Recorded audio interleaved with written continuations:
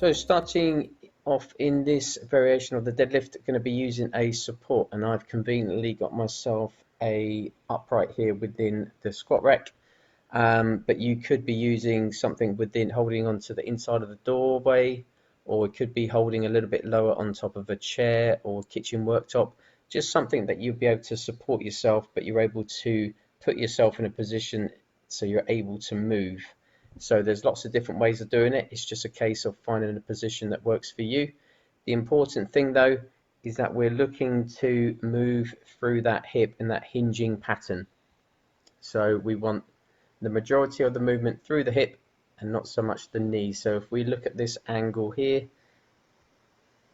we've got around, let's say 30 degrees roughly around at the knee, but the majority of that flexion is coming through the hip. So a little bit of knee flexion. Try to keep this lower leg as upright as possible. My knee's tracking forward a little bit, but you can bring it back a little bit more. And the important thing though is that we're looking for this alignment through the ear, the shoulder and the hip. The back leg, that can be flexed wherever you're comfortable. That lower leg could be a little bit more extended. Put the majority of your emphasis on what is happening on this upper body with your back. So we're looking for this to be straight. Ideally, we're looking for the shoulders to be roughly level with the floor and also the pelvis to be level with the floor. So we don't want any rotation happening to the left or to the right. So try and keep yourself as square as possible. Regarding this arm on the unsupported side, that can just hang down, but just making sure that we've got the shoulder retracted.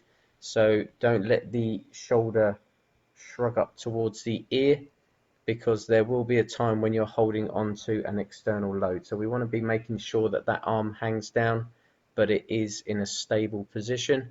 Just regarding the breathing, so before we go anywhere, we're just going to be making sure that we've got that rib cage down. So we breathe in for the nose, out for the mouth, rib cage down, slight bit of posterior tilt in the pelvis, and then hopefully you should feel your abs work from that position, keeping the rib cage down.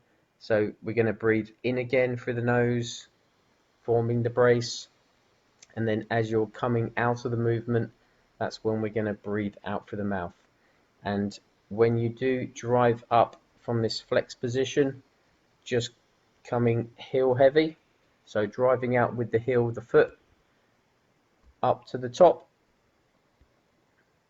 So driving out with the heel, but when you're coming down and balancing on one leg, that's when I want you to try and feel your whole foot balance. So in through the nose and then breathing out through the mouth.